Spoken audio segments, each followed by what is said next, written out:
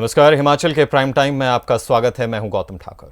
मुख्यमंत्री कार्यालय में भ्रष्टाचार को लेकर वायरल लेटर अब राज्य सरकार के गले की फांस बनता हुआ नजर आ रहा है।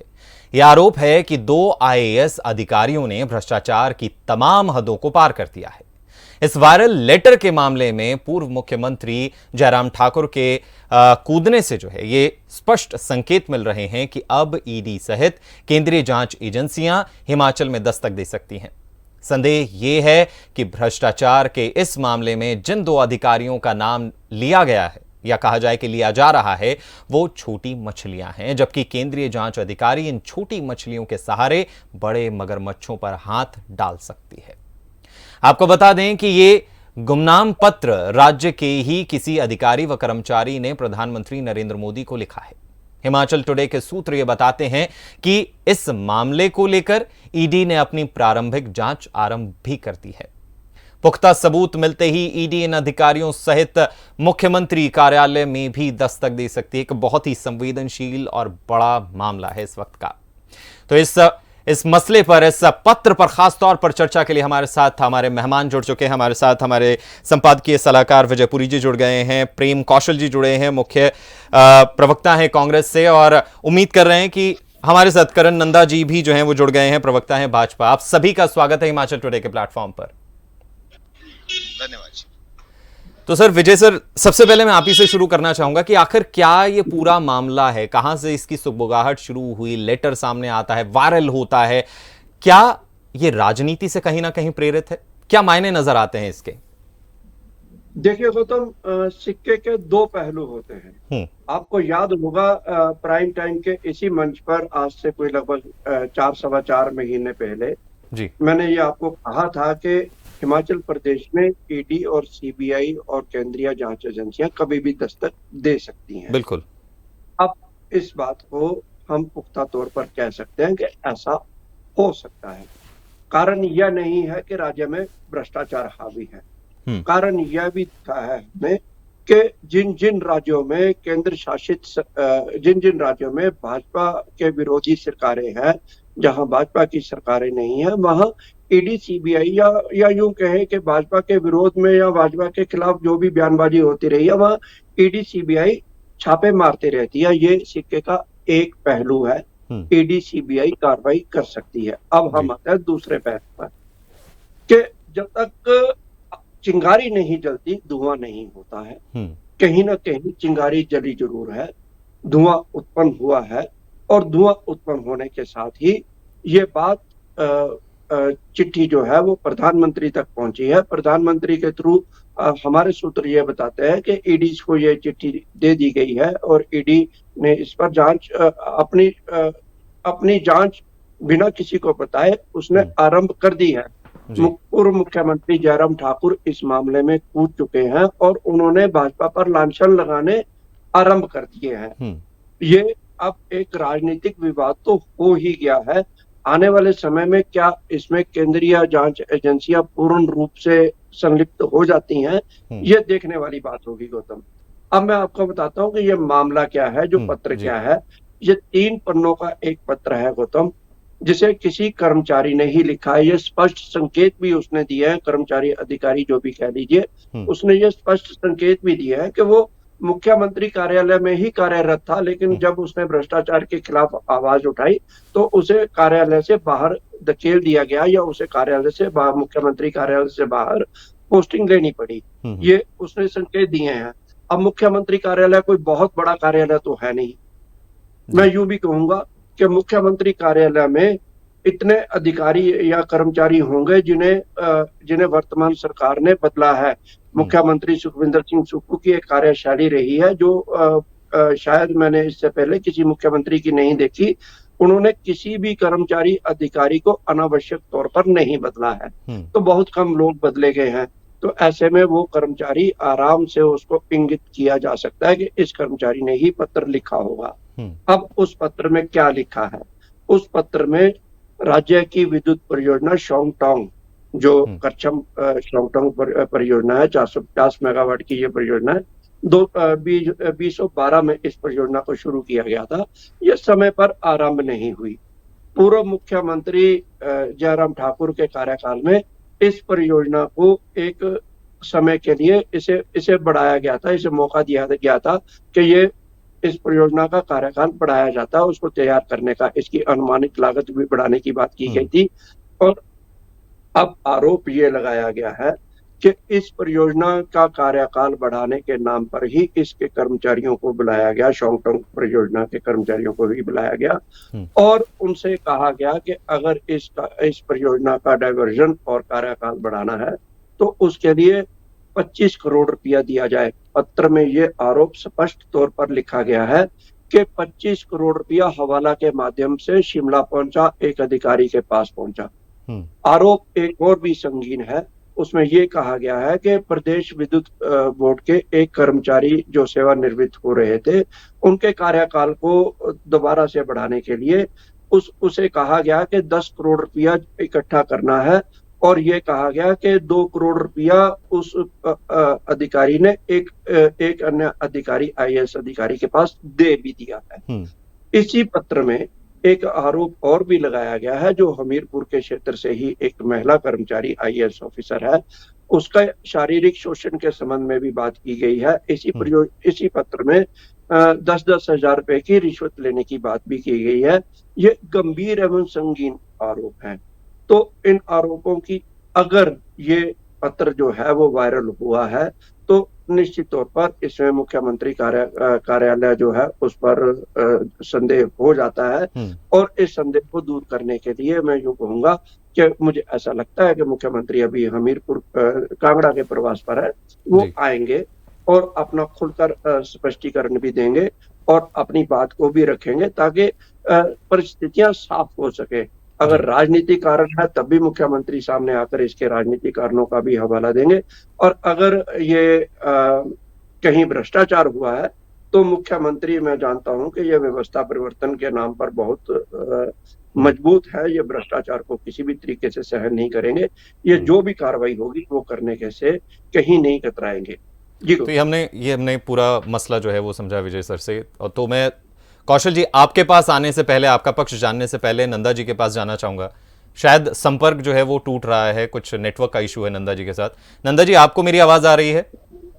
हाँ जी, बिल्कुल आ रही है जी। तो सर, कौशल जी के पास जाने से पहले मैं आपके पास जाना चाहूंगा, क्योंकि लेटर को जब हवा मिली तो पूर्व मुख्यमंत्री जयराम ठाकुर ने जो है वो सीधे सीधे आरोप लगाए और जांच की मांग की। तो पहले मैं आपसे जानना चाहूंगा कि आपको इस लेटर में इतनी विश्वसनीयता, या कहा जाए कि बीजेपी को इतनी विश्वसनीयता क्यों लगी?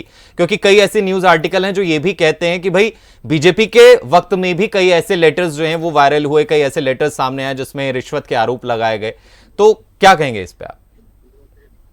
देखिए, ऐसा है कि हमारा मानना ये है कि ये एक कथित पत्र है। इसमें पूर्व मुख्यमंत्री जयराम ठाकुर जी ने भी स्पष्ट रूप से कहा है कि ये कथित पत्र है। पर इसमें जब ये पत्र पब्लिक डोमेन में आया और ये सोशल मीडिया पे आया तो इसकी चर्चा बहुत संगीन हुई है और जिस प्रकार से सचिवालय में से लेकर पूरे प्रदेश में इसकी चर्चा हुई है, तो कहीं ना कहीं इसमें जो है ये लग रहा है कि धुआं तभी उठता है जब कहीं आग लगती है। और अगर इसकी वजह से अधिकारियों में जो है वो भय और संकट का माहौल पैदा होता है तो हमने तो सिर्फ इतना ही मांग की है कि इसके अंदर उचित कार्रवाई होनी चाहिए और उचित कार्रवाई के बाद जितने भी तथ्य आए हैं वो, अगर ये मैटर पब्लिक डोमेन में है तो इसके तथ्य आए। और इससे पहले देखिए, अगर कथित पत्र जो है वो हमारे हमें याद है कि एक OSD का एक पत्र आया था बीजेपी के टाइम पे और बीजेपी ने उस पे जो है वो पूर्ण रूप से SIT गठित की थी और उसके बाद जो है उस पत्र की जांच हुई थी और उसके बाद क्लीन चिट भी दी गई थी। तो हम तो सिर्फ इतना मांग कर रहे हैं कि आप पत्र की जांच करवाइए, जांच करवाने के बाद अगर उसमें तथ्य होते हैं तो जनता के बीच लाइए और उसको उजागर करिए। तो इसमें कोई गलत नहीं है, ये जनता आवाम जानना चाहती है कि ये पत्र ठीक है कि नहीं है, बस इतनी सी हमारी मांग इसके अंदर है। और जिस प्रकार आपने पत्र पढ़ा होगा तो उसके अंदर आरोप संगीन है। देखिए, भ्रष्टाचार के आरोप है, नो टॉलरेंस जो है भ्रष्टाचार के खिलाफ जिस तरह की नीति की बात कांग्रेस पार्टी भी करती है तो उसमें सबसे पहली सेंध उन्हीं के ऊपर लगती दिखाई दे रही है। और साथ में अफसरों की इन्वॉल्वमेंट और साथ में ये बिल्कुल टॉप टू बॉटम भ्रष्टाचार दिखा रहा है कि मुख्यमंत्री कार्यालय से लेकर एक एमडी लेवल से लेके नीचे तक ये भ्रष्टाचार दिखा रहा है। तो इसमें हम ये बोल रहे हैं कि चाहे ये पत्र जो है ये तथ्य घटित है, पर हम इसको बोल रहे हैं कि ये कथित है। जांच और होनी कथित चाहिए। के आपका बाद सीधा बीजेपी ये अब चाहती है कि भैया इस लेटर की जो है वो जांच होनी चाहिए, अगर इतना ये वायरल हो रहा है तो। कौशल जी, मैं आपके पास आना चाहूंगा, सीधा जवाब चाहूंगा, क्योंकि बहुत संगीन और बड़े आरोप जो हैं वो आप कांग्रेस पार्टी पर लग रहे हैं, मौजूदा सरकार पर लग रहे हैं, और सीएमओ ऑफिस में जो है वो इस तरीके की अगर घटनाएं हो, 2 आईएएस ऑफिसर्स पर इस तरीके के आरोप लग जाएं तो मामला जो है वो गड़बड़ हो सकता है। क्योंकि कांग्रेस जो है वो सीधा ये कहती है कि भैया हमारी साफ सुथरी सरकार है, हम व्यवस्था परिवर्तन के लिए आए हैं। क्या कहेंगे सर इसके बारे में? कौशल जी, आपको मेरी आवाज आ रही है? शायद नेटवर्क का इशू है। विजय सर, मैं आपके पास आना चाहूंगा। शायद नेटवर्क के इशू की वजह से इनसे संपर्क टूट गया है, करणनंदा जी और कौशल जी से। तो क्या लगता है विजय सर कि कितने संगीन आरोप ये लगे हैं, और क्या कांग्रेस जो है जिस तरीके से कोई सही प्रतिक्रिया अभी तक वापस नहीं आई, और बीजेपी लगातार प्रहार कर रही है, तो क्या कुछ निकलकर सामने आने वाला है? क्या जांच कमेटियां बैठाई जाएंगी इस पर? देखिए गौतम, जहां तक मैं ये कहूंगा कि इस पर राज्य सरकार को कोई जांच समिति या कमेटी बिठाने की आवश्यकता फिलहाल मुझे दिखाई नहीं देती। राज्य सरकार के लिए जांच के दायरे में सिर्फ इतना आता है कि यह पत्र कहां से लिखा गया, जिस अधिकारी या जिस कर्मचारी ने लिखा उसके बारे में पता किया जाए, या गुमनाम पत्र कोई भी लिख सकता है, वो राजनीतिक द्वेष की भावना से भी लिख सकता है, उसके पीछे कोई और कारण भी हो सकते हैं। इसमें यह नहीं कहा जा सकता कि निश्चित तौर पर भ्रष्टाचार हुआ ही है। बावजूद इसके इसकी जांच यहां तक जरूर होनी चाहिए कि पत्र लिखने वाला कौन अधिकारी अथवा कर्मचारी है, और यदि उसने लिखा है तो ऐसा पत्र क्यों कर लिखा है, और उसके लिखने के बाद उस पर अगर वो झूठा प्रचार कर रहा है तो उसके खिलाफ कड़ी से कड़ी कार्रवाई की जानी चाहिए। दूसरा, अगर कहीं भ्रष्टाचार के मामले में कुछ अधिकारी संलिप्त हैं तो इस मामले की जांच भी होनी चाहिए। मैं ये भी कहूंगा कि भाजपा को देखिए, भाजपा प्रदेश में सत्ता में नहीं है। प्रधानमंत्री नरेंद्र मोदी को पत्र लिखा गया है, प्रधानमंत्री का स्वयं ये दायित्व भी बनता है, यहाँ मैं द्वेष की भावना की बात नहीं करूंगा, यहाँ दायित्व भी बनता है और उन्होंने निश्चित तौर पर ऐसा कर भी दिया होगा। प्रधानमंत्री या राष्ट्रपति या मुख्यमंत्री के पास जो भी ऐसे शिकायतें जाती हैं, उनका सबसे पहला दायित्व ये होता है कि वो आगे संबंधित एजेंसियों को वो मार्क कर देते हैं कि इस बारे में वास्तविकता का पता लगाया जाए, जांच की जाए। तो यहाँ प्रधानमंत्री ने यदि ऐसा मार्क किया होगा तो निश्चित तौर पर ईडी इस मामले में जांच कर रही होगी, और अगर ये मामला सीबीआई के दायरे में आता होगा, क्योंकि राशि फिलहाल में 25 करोड़ एक हवाला में बताई गई है, 10 करोड़ एक बताई गई है, तो निश्चित तौर पर अभी ये ईडी का मामला ही बनता है, लेकिन आने वाले समय में अगर यह सीबीआई का मामला भी बनता होगा तो इसमें सीबीआई भी शामिल हो जाए, इसमें मैं कोई शंका वाली बात नहीं है। आने वाले समय में इसकी जांच सीबीआई भी कर सकती है। सर, कौशल जी हमारे साथ जुड़ गए हैं, कौशल जी वापस हमारे साथ जुड़ गए हैं, तो उनसे उनका पक्ष जो है वो जान लेते हैं। सर, बीजेपी लगातार प्रहार कर रही है, सीधा सीधा जांच के लिए जो है वो कहा जा रहा है, और कहीं ना कहीं ये कह रही है कि संकेत हैं ये भ्रष्टाचार के ऊपर से लेकर नीचे तक। क्या कहेंगे? ये जो एक बेनामी पत्र आजकल वायरल हो रहा है, पहली बात तो ये है कि इसकी जो सत्यता है वो संदिग्ध है।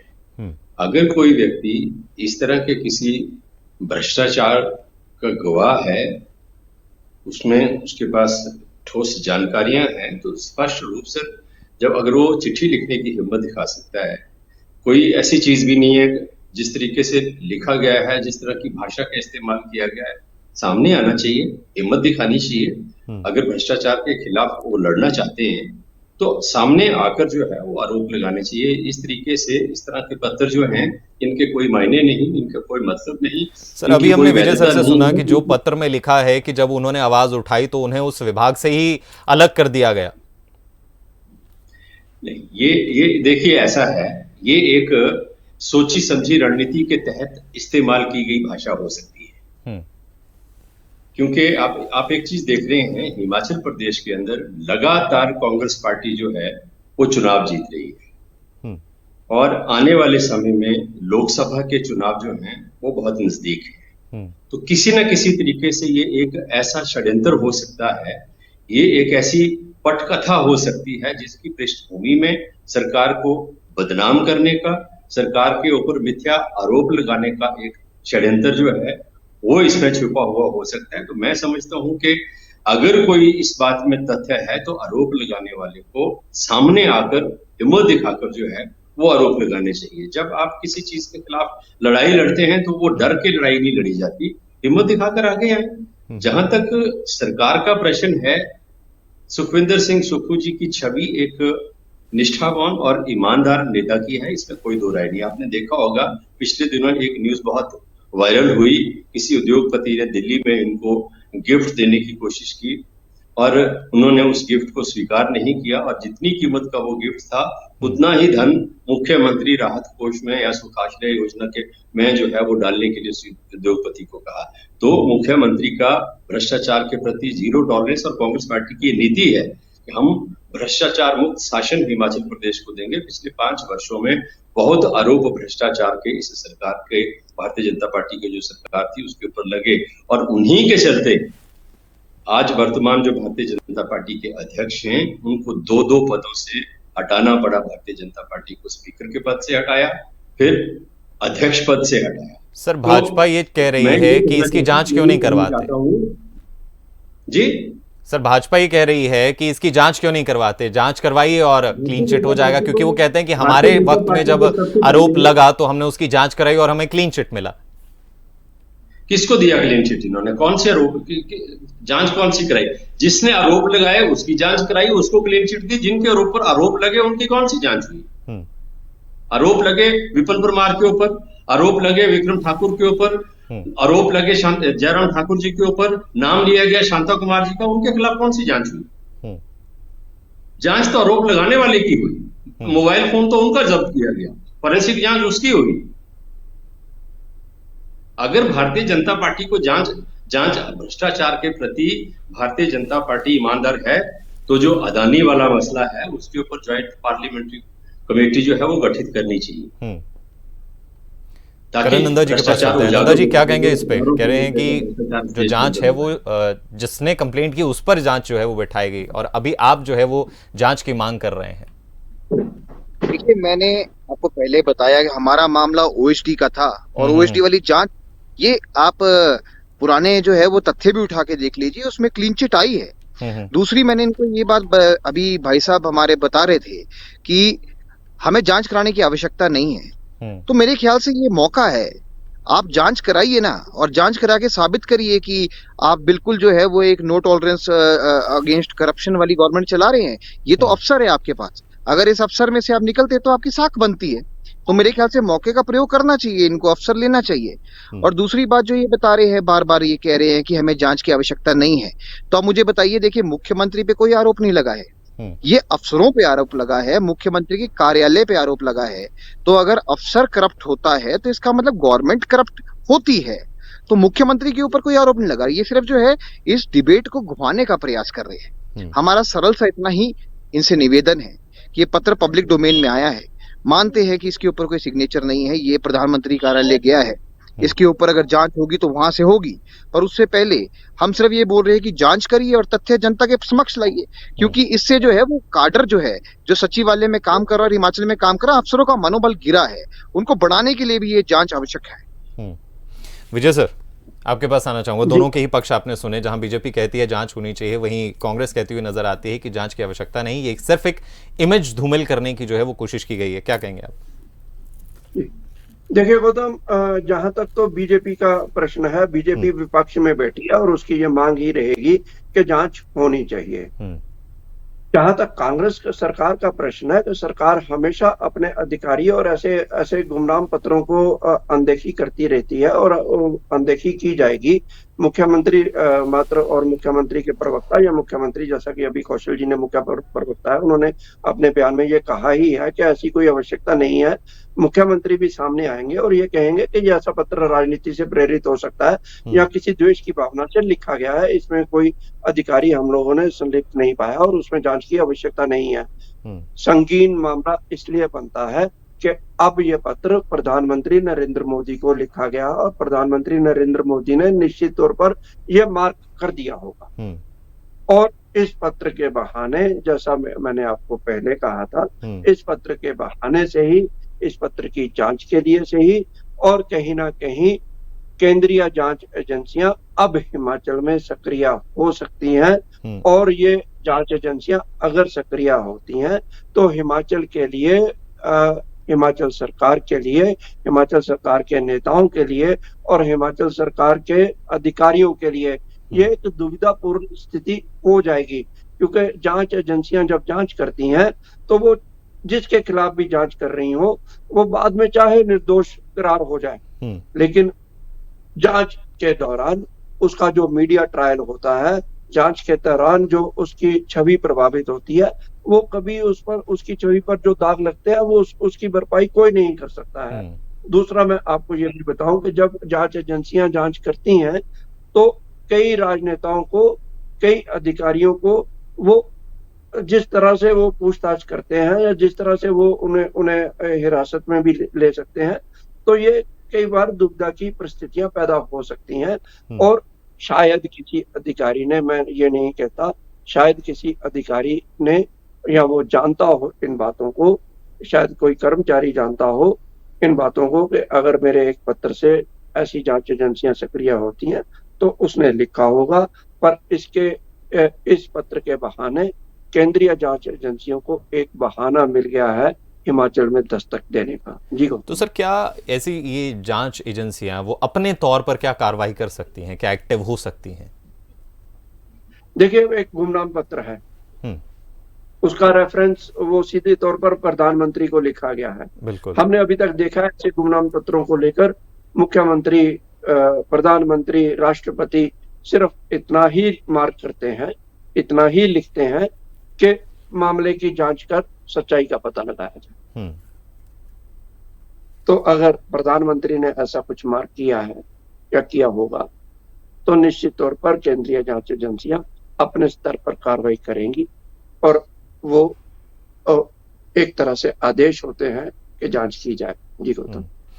कौशल जी, मैं आपके पास आना चाहूंगा। क्या आपको नहीं लगता कि अगर इतना बड़े आरोप लग रहे हैं तो एटलीस्ट उस शख्स को ढूंढा जाए जिसने आरोप लगाए हैं और सत्यता की जांच की जाए कि आखिर उन्होंने आरोप क्यों लगाए हैं और किन पर ये आरोप लगे हैं और वजह क्या है? क्या ये राजनीति से प्रेरित है? क्या वाकई उस शख्स को प्रॉब्लम है? क्या वाकई करप्शन हुआ है? ये तो जिम्मेदारी कांग्रेस की बनती है कि सत्यता की जांच तो जरूर की जाए। देखिए, मैं आपकी बात से सहमत हूं जी, लेकिन पहले पत्र की जो सत्यता है वो तो प्रमाणित हो। पत्र लिखने वाला कौन है वो सामने तो आए। ये तो एक ऐसा सीक्वेंस बन जाएगा, ये फैशन बन जाएगा कि कोई भी उठेगा, बेनामी पत्र लिखेगा, किसी का भी नाम उसमें उछालेगा, कुछ भी लिखेगा और सरकार जांच कराने में लगी रहे और विपक्ष जो है वो आरोप लगाता रहे। तो ये एक बड़ी अलग तरह की एक स्थिति जिसको सबको समझना चाहिए, क्योंकि ये किसी के लिए भी सही नहीं है। कल को कोई और उठेगा, भारतीय जनता प्रधानमंत्री के खिलाफ कोई आरोप ऐसे बेनामी पत्र लिख देगा, विपक्ष के नेता के खिलाफ बेनामी पत्र लिख देगा, तो ये सही नहीं है। मैं समझता हूं हम भ्रष्टाचार के प्रति पूरी तरह से जीरो टॉलरेंस कांग्रेस पार्टी और कांग्रेस पार्टी की गवर्नमेंट का और मुख्यमंत्री का है, इसमें कोई दो राय नहीं है। लेकिन अगर कहीं भ्रष्टाचार हुआ है तो बेनामी पत्र लिखने की बजाय वो अच्छा होता कि व्यक्तिगत तौर पर अगर वो सामने नहीं आना चाहते, अपना नाम प्रकट नहीं करना चाहते, तो निजी तौर पर वो मुख्यमंत्री से मिलकर सारे प्रकरण के ऊपर उनको जानकारी देते। ये इस तरीके से पत्र लिखना और पत्र को इस तरीके से वायरल करना और आगे से आगे इसको पब्लिक डोमेन में भेजना, निश्चित तौर पर इसके पीछे कोई एक पॉलिटिकल एजेंडा जो है वो हो सकता है, उससे इनकार नहीं किया जा सकता। जहां तक इंक्वायरी करने की बात है, कोई व्यक्ति वास्तव में सामने आकर आरोप लगाए, इंक्वायरी करने क्या रहे, इन्वेस्टिगेशन करने में क्या दिक्कत है? जब हम भ्रष्टाचार के खिलाफ हैं और अगर कहीं कोई भ्रष्टाचार करता भी है, कितना भी बड़ा व्यक्ति क्यों ना हो, कहीं भी बैठा हुआ अधिकारी ना हो, उसके खिलाफ कांग्रेस पार्टी की सरकार कार्रवाई करने में एक सेकंड के लिए भी हिचकेगी नहीं, क्योंकि भ्रष्टाचार मुक्त प्रदेश में शासन देना हमारी वचनबद्धता है। लेकिन इस तरीके से कोई भी उठेगा, किसी का भी नाम लेके पत्र लिख देगा तो उसकी जांच करने लग जाएंगे, तो ये प्रथा बन जाएगी। फिर तो हर कोई इस तरह की फिर इसी काम में लगे रहेंगे। यानी ये तब नहीं, तक अगर जांच कोई नहीं होगी जब तक वो ऐसा शख्स हुआ है, सामने नहीं तो आता है। सामने आए। जी, तो करण नंदा जी बाकी हमारे कहीं ना साथ। कहीं जी जी, बोलिए सर। कहीं ना कहीं ये चीज अब सबके नॉलेज में है, मुख्यमंत्री के नॉलेज में भी है। इंतजार करिए उनकी तरफ से इसके ऊपर क्या प्रतिक्रिया आती है। इंतजार रहेगा उनकी प्रतिक्रिया का। नंदा जी से संपर्क टूट चुका है। सर, अंत में मैं आपसे जानना चाहूंगा कि इस पूरा क्या कंक्लूजन निकालेंगे इसका, विजय सर, कि जहां बीजेपी लगातार लगी हुई है, पूर्व मुख्यमंत्री कहते हैं कि भैया इसकी तो जांच होनी चाहिए, कांग्रेस अभी आपके सामने कौशल जी कहते हैं कि इसकी जांच की जरूरत नहीं है, जब तक बशर्ते वो शख्स सामने आकर ये आरोप ना लगाए तो जांच करने में कोई तकलीफ नहीं है, क्या कहेंगे विजय सर? देखिए गौतम, मैं कौशल जी की इस बात से पूर्ण तौर पर सहमत हूं कि ये जो पत्र लिखा गया है, ऐसा पत्र कोई भी व्यक्ति लिख सकता है। ये इसको गंभीरता से लिया जाए तो सरकारें हमेशा इन्हीं बातों पर उलझी रहेंगी कि किसी ने पत्र लिखा, किसी पर लांछन लगाए और विभिन्न अधिकारियों पर संगीन आरोप लगाए, उनके नाम लेकर लगाए गए हैं, जिनके नाम हम अपने चैनल पे यहाँ जारी नहीं करते, लेकिन उनके नाम लिए गए। ये अवमानना का मामला भी बनता है अगर वो कर्मचारी अधिकारी जिसने ऐसा पत्र लिखा है, अगर उसका पता लगता है तो। दूसरी तरफ नई सरकार चुनी गई है, अभी 6 महीने का कार्यकाल पूरा होने वाला है, लोकसभा के चुनाव आने वाले हैं जी। तो कांग्रेस, जैसा कि कांग्रेस कहती है कि इस वक्त कांग्रेस भाजपा मुद्दाविहीन विपक्ष है। लोकसभा चुनावों में कांग्रेस का सामना करने के लिए भाजपा के पास कोई मुद्दे नहीं है, और मैं यूं भी कहूंगा कि लंबे समय के बाद ये पहला ऐसा मौका आया है जिसमें हम देख रहे हैं कि कांग्रेस के पास, जब कांग्रेस अभी अपने काम कर रही है तो इनके पास अनेकों मुद्दे ऐसे हैं जिन्हें लेकर वो भाजपा को आड़े हाथों ले सकते हैं, लेकिन भाजपा के पास अभी मुद्दों की कमी है, तो लोकसभा चुनावों में उन्हें दिक्कत का सामना करना पड़ेगा, लेकिन ये बहुत बड़ा मुद्दा बन जाएगा ये पत्र वायरल होने का। तो ऐसी परिस्थितियों में ये पत्र भाजपा के लिए संजीवनी साबित हो सकता है। इससे पहले कि ये पत्र विशेष बड़ा मुद्दा बने, कांग्रेस को इसके लिए ठोस कदम उठाने होंगे, कुछ तथ्यों को सामने लाना होगा, मुख्यमंत्री को खुलकर सामने आना होगा, कांग्रेस के प्रवक्ताओं को खुलकर सामने आना होगा, और इसमें कहीं ना कहीं ये जांच जरूर करवानी चाहिए, करवानी भी होगी कि ये पत्र लिखा किसने है, इसका सूत्रधार कौन है, कहीं ये राजनीतिक षड्यंत्र तो नहीं है। तो इन सभी बातों का पता लगाना होगा, या अगर ये कहीं कर्मचारी या किसी अधिकारी के खिलाफ भ्रष्टाचार का मामला है तो उसमें भी जांच करवानी होगी। यही मेरा मानना है। इसके लिए कांग्रेस को गंभीर रूप अपनाना होगा इससे पहले कि ये लोकसभा में चुनावी मुद्दा बने। शुक्रिया सर तमाम जानकारी के लिए। आप सभी मेहमानों का हमारे साथ जुड़ने के लिए शुक्रिया, क्योंकि कंक्लूजन जो है वो ये निकलता है कि जब तक वो शख्स सामने नहीं आता तब तक जो है वो जांच नहीं होगी। और ये देखना होगा कि सीएम जब सबके सामने आते हैं और इस लेटर को लेकर अपना बयान देते हैं तो वो बयान क्या होगा, क्योंकि बीजेपी चाहती है जांच हो, कांग्रेस कहती है कि इस तरीके से न जाने कितने लेटर्स जो हैं वो और सामने आएंगे। तो हर किसी की जांच करवाना क्या संभव है? और अब देखना यही होगा कि क्या वो शख्स जिसने ये बेनामी लेटर लिखा है, क्या वो शख्स सामने आता है, क्या वो शख्स ये चाहता है कि इंक्वायरी हो और सामने आकर जो है वो पुख्ता तौर पर खड़े होकर जो है वो आरोप लगाता है, और उसके बाद क्या कांग्रेस इसकी जांच करवाती है? इन तमाम चीज़ों पर हिमाचल टुडे की नज़र बनी रहेगी। फिलहाल के लिए हिमाचल के प्राइम टाइम में इतना ही। मुझे यानी गौतम ठाकुर को दीजिए इजाज़त, और हिमाचल की खास खबरों के लिए बने रहिए हिमाचल टुडे के साथ।